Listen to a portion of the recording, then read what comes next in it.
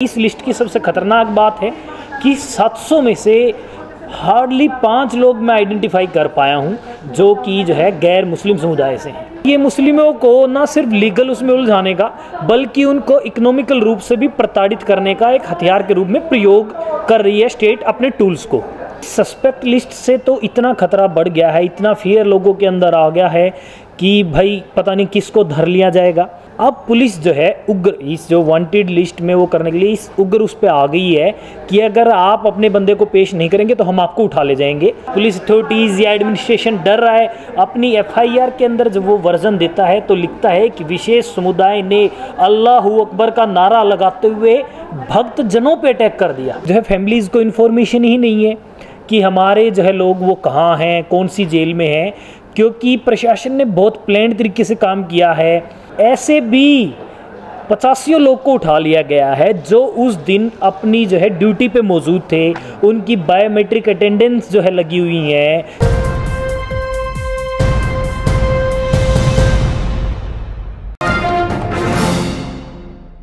ये जो मेरे हाथ में लिस्ट है ये 700 उन लोगों की लिस्ट है जो नूह और मेवात दंगे में या तो वांटेड हैं या गिरफ्तार हैं, जिसमें से 267 के करीब हैं जिनको गिरफ्तारी दिखाई गई है। बाकी सस्पेक्ट हैं जिनकी तलाश की बात पुलिस के ज़रिए कही जा रही है। हमारे साथ एडवोकेट विकास हैं। अभी प्रेस क्लब ऑफ इंडिया में एक प्रेस कॉन्फ्रेंस हुई है। फैक्ट फाइंडिंग टीम जो वहाँ पर गई थी, मेवात और नूह का दौरा करने के बाद लौटी है। किस तरह के हालात हैं और क्या कानूनी कार्रवाई की जा रही है, लोग कितने खौफ में हैं। और उसके साथ ही एक चीज़ और मैं बताना चाहूँगा कि 15 दिन के अंदर ही बजरंगी की बेल हो गई है, जबकि जो गिरफ्तार हैं मुस्लिम्स उनमें से किसी एक की भी अभी तक बेल नहीं हुई है। और उसके साथ ही इन 700 में इनका ये कहना है विकास का कि सिर्फ 5 लोग हैं जिनको मैं तलाश करने में कामयाब रहा जो गैर मुस्लिम हैं। विकास साहब क्या कहना चाहेंगे इस लिस्ट के बारे में? इस लिस्ट के बारे में कि ये प्रॉपरली प्रोसिक्यूशन सिर्फ एक जो अगर स्टेट की भाषा में बोला जाए तो विशेष समुदाय का प्रोसिक्यूशन है कि उन लोगों को सबक सिखाया जाए, जो कि हमारे गृह मंत्री भी बोल रहे हैं कि जिन्होंने गलती की है उनको सबक सिखाया जाएगा। तो आप देखिए कि सबक किसको सिखाया जा रहा है। सबक सिखाया जा रहा है एक विशेष समुदाय, फिर मैं कहूँगा, और वो हमें एकदम बताने में भी डर नहीं है। शायद पुलिस अथॉरिटीज़ या एडमिनिस्ट्रेशन डर रहा है। अपनी FIR के अंदर जब वो वर्जन देता है तो लिखता है कि विशेष समुदाय ने अल्लाह अकबर का नारा लगाते हुए भक्त जनों पे अटैक कर दिया। आप देखें कि ये एडमिनिस्ट्रेशन की भाषा है जो वो अपनी FIR के अंदर प्रयोग कर रही है ताकि प्रीजुडिस्ड होके जजेस भी या हमारे और लोग भी कार्रवाई करें। ये इस लिस्ट की सबसे खतरनाक बात है कि 700 में से हार्डली 5 लोग मैं आइडेंटिफाई कर पाया हूं जो कि गैर मुस्लिम समुदाय से हैं। तो क्या कहेंगे कि ये एक तरफा कार्रवाई है, क्योंकि जो वीडियो सर्कुलेट हो रहे हैं या CCTV कैमरे के आधार पर जो कहा जा रहा है कि ये सस्पेक्टेड हैं, तो उन कैमरों में भी भगवा गंछे डाले हुए हज़ारों की संख्या में लोग हैं। एकदम, ये तो इवन स्टेट भी इस पे कोई डिस्प्यूट नहीं है कि more than 5000 people were there in procession. 5000 लोग प्रोसेशन में थे। अब 5000 में से कुछ हज़ार तो वीडियोज़ में इवन स्टेट FIR से हैं। आप FIR का वर्जन पढ़ेंगे, उसमें 2-3 हज़ार, किसी में 5,000, किसी में 7,000 का वर्जन स्टेट मान रही कि 5-5 हज़ार तक इस प्रोसेशन में थे। तो ये एक डिस्प्यूटेड फैक्ट नहीं है कि 5,000 लोग प्रोसेशन में थे। उसमें से जो वॉयलेंट एक्टिविटीज़ के अंदर शामिल थे वो लोग की एकदम CCTV फुटेज हैं कि वो लोग दुकानों में घुस रहे हैं। एक वहाँ का बहुत मशहूर होटल जिसका नाम गनी होटल है, वो नूह का बहुत फेमस होटल है जिस पे हर प्रकार का गोश्त दिया जाता है। वो नूह से लेफ़्ट साइड भी है, राइट भी है, दोनों। पहले तो उसको अटैक किया गया, कुछ पोर्शन उसका जलाया गया, उसके बाद स्टेट ने भी एक्ट करते हुए उसको बुलडोज करते हुए उसके रैंप्स वगैरह भी वो कर दिए गए हैं। अभी जो गनी होटल भी एकदम डिफंक्ट पड़ा है। तो ये मुस्लिमों को ना सिर्फ लीगल उसमें उलझाने का बल्कि उनको इकोनॉमिकल रूप से भी प्रताड़ित करने का एक हथियार के रूप में प्रयोग कर रही है स्टेट अपने टूल्स को।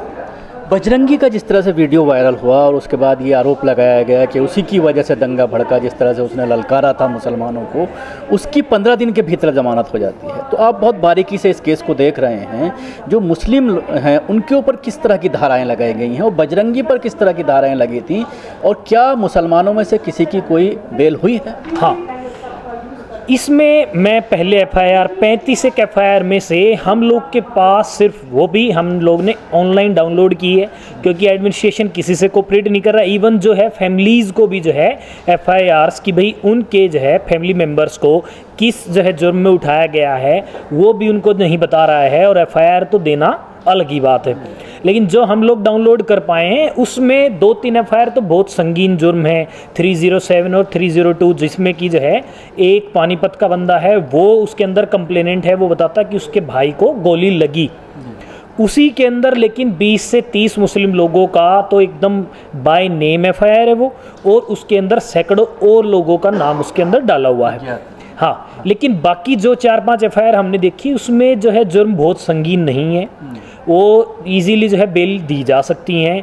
लेकिन अभी जो है फैमिलीज़ को इन्फॉर्मेशन ही नहीं है कि हमारे जो है लोग वो कहाँ हैं, कौन सी जेल में हैं, क्योंकि प्रशासन ने बहुत प्लान तरीके से काम किया है।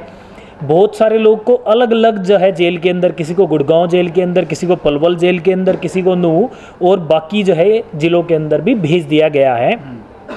तो इस तरीके से फैमिली जब इन्फॉर्म्ड ही नहीं है तो वो क्या लीगल मेजर्स ले सकती हैं, उससे भी उनको वंचित कर दिया गया है। ये सिचुएशन है। आप खुद एडवोकेट, एक मैं आपका जो है क्वेश्चन था कि क्या किसी की बेल हुई है, तो एक एडवोकेट हैं लोकल ताहिर देवला जी हैं, तो उन लोग ने एक बेल कराई है जो अभी हमारी नॉलेज में है। कुछ और शायद बेल होना शुरू हो गई हैं, क्योंकि ample of time has been जो है पास्ड। तो अभी जो है कोर्ट्स भी मजबूर हैं, क्योंकि वो जो है इतने ज़्यादा संगीन धाराएं नहीं हैं। तो उसके बाद लेकिन जिस बंदे की बेल हुई है वो बंदा जो है उस दिन अपनी कंपनी के अंदर प्रेजेंट था। ऐसे भी 85 लोग को उठा लिया गया है जो उस दिन अपनी जो है ड्यूटी पे मौजूद थे, उनकी बायोमेट्रिक अटेंडेंस जो है लगी हुई है, उनके स्पेसिफिक प्रूफ हैं कि वो वहाँ थे ही नहीं। और बिट्टू बजरंगी की जो बेल हुई है उसके ऊपर क्या क्या धाराएं लगाई? बिट्टू बजरंगी को भी जो है बहुत नॉमिनल से सेक्शंस के अंदर अरेस्ट किया गया था, लेकिन अभी मैं व्यू रखना चाह रहा हूँ कि he was guilty of murder being involve in death, क्योंकि वो सारा फसाद फैला तो ही वॉज जो है इन्वॉल्व। तो 120B कॉमन इंटेंशन वो सब उस पर भी होना चाहिए था। वो मर्डर एक्यूज्ड है हमारी नज़र में तो, लेकिन जो है पुलिस उनको प्रोटेक्ट करने के लिए, आप ये देखिए बिट्टू बजरंगी बहुत छोटे स्केल का जो है एक्टिविस्ट है बजरंग दल का, इसीलिए सारा उस पर तो डाल दिया गया। मोनू मानेसर जो इनका खब्बी खां है उसको जो है पूरा स्टेट प्रोटेक्ट की जा रही, उसको क्लीन चिट दे दी है। अभी इनको भी था कि तुरंत थोड़ा सा बैलेंस करने के लिए कि ठीक है हम लोग अरेस्टिंग्स कर रहे हैं, और जो है इधर गुड़गांव में जो फसाद फैला उसमें जो है डायरेक्टली एकदम जो है हिंदू मॉब्स ने जो है अटैक किया है, तो ये उसको छिपा नहीं सकते हैं, इसीलिए इनको बिट्टू बजरंगी को जो है अरेस्ट करना पड़ा।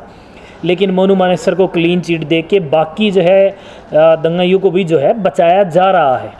तो अभी जो स्थिति बनी हुई है, जिस तरह से आप कह रहे हैं कि एक ही अभी तक इसमें बेल हुई है, ये भी बात सामने आ रही है कि कोर्ट में पेश ही नहीं किया गया लोगों। हाँ, हम लोग जितने भी जो है घरों में गए सबको 3 से 4 दिन जो है वो इलीगल डिटेंशंस के अंदर रखा गया। उनके वेयर अबाउट्स फैमिलीज़ को नहीं पता कि है कहाँ एक्चुअली में। उसके बाद इससे बड़ी गुस्ताखी देखिए, आप जब भी जो है जेल में जाते हैं तो जेल सुप्रिटेंडेंट मान लें या जो भी वहाँ की अथॉरिटी है वो मिलने ही नहीं दे रही है फैमिलीज़ की। जब हम लोग गए जो है 21 जो है ऑफ अगस्त को, तो तब तक जो लोग अपने जो है फैमिली मेम्बर्स से जो कि एक्यूज्ड हैं उनसे मिल पाए थे, वो लोग मिल पाए थे कोर्ट में जब उनको पेशी पे लाया गया। पहली पेशी पे या किसी के 14 दिन पूरे हो गए थे दूसरी पेशी पे।